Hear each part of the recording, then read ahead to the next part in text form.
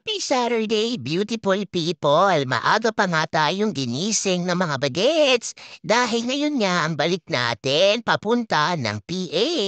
Ngayon ang ating huling araw dito sa Masanauten Resort at naghahanda na nga tayo mag-almusal.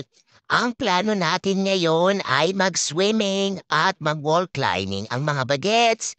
Pero nagbago nga ang ating plano dahil medyo malamig at napakahangin sa labas.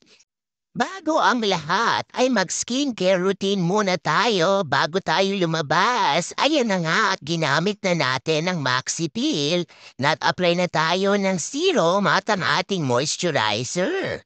Inihanda ko na nga ang ating mga bitbitin at eto na nga't nilalagay na natin pabalik sa bag ang ating mga maruruming damit. Ayan na nga ang weather condition ngayon. Maaraw pero napakahangin talaga at sobrang lamig.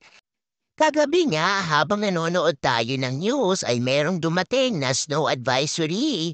Ayan na nga si Bunso, niyakap na naman si Mama at binigyan tayo ng morning hugs. Kaya naman I love it. Habang nagiinit na nga si Daddy ng kanilang almusal ay nagpainit na nga tayo ng tubig para sa ating kape na babaunin sa travel.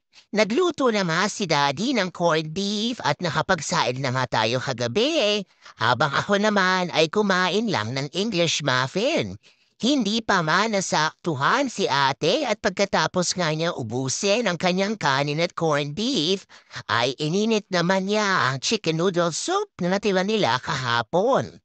Si Mama rin ay hindi nasaktuhan sa English muffin at gumawa nga tayo ng 2 pirasong waffle dahil ang great value whipped cream container ay gagamitin natin na lagayan ng matirang corned beef. Tingnan nyo naman ang ating dalaga. Nahagip na naman ang kamera at naglaro na naman. Ito, pinigyan ko na nga siya ng 1 pirasong waffle. Nilagyan din niya yan ng Nutella at syempre pa, ang kanyang strawberries on top na talaga namang napakasarap. Sayang naman din kung itatapon natin ang corned beef kaya inuwi pa natin sa bahayan. At ready na nga tayong mag-travel pabalik ng PA. Nagdesisyon na nga ang aming pamilya na wag nang mag-wall climb dahil malamig na. At syempre naman umiiwas tayo sa pagkakasakit. Ito na nga ang palabas ng Masanauten Resort. 9:30 nga ay nag-travel na nga tayo para iwasan din ang traffic.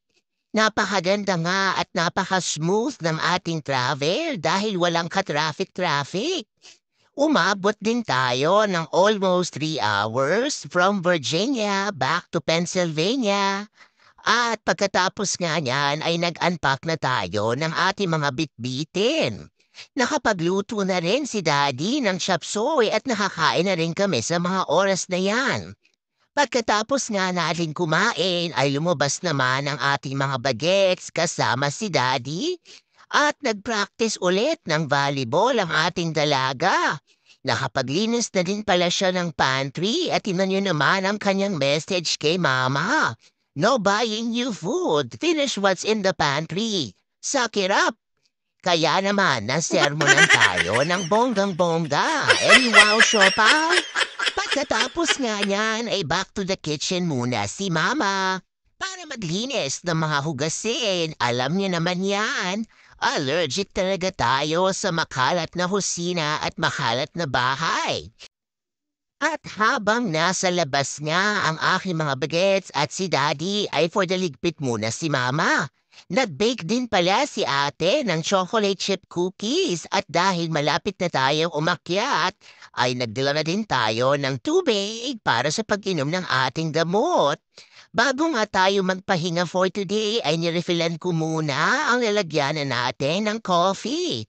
Ubus na nga ang 3-in-1 cappuccino ni Daddy at nagbukas tayo ng 1 pack. Dahil sa Monday nga ay back to work na tayo at hindi pwedeng mawala ang kanyang coffee for work na 3-in-1 Kopiko Cappuccino. Baka naman. Eto naman ang kay Mama, Great Taste White Coffee na bigay ni Santa Claus kaya naman sa nagpadala niyan. Maraming salamat. Pagkatapos nga nating magligpit ay for the video ulit tayo. At ayan na nga ang ating atleta, kalaro ang kanyang daddy. Mabuti na lang talaga ay always na game ang ating daddy makipaglaro sa mga bagets. Dahil sa mga oras na ito ay pagod na rin tayo, kaya naman si daddy na lang ang nakipaglaro sa kanila. At syempre pa, nagsain na rin tayo para bukas naman ay meron tayong maalmusal. Ganito nga ang ating ginagawa kapag tayo ay may ekstrang oras. Hindi mawawala ang kanin sa ating bahay kaya naman nagsasaing na tayo ahead of time. Dahil bukas nga ay pupunta pa rin tayo sa church at baka nga gustong kumain ng kanin ni Daddy.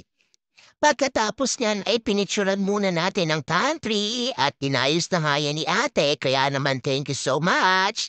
Yan lang muna for today's video. Remember, family time is the best time and every gising with your family is a blessing. God bless everyone. Bye-bye!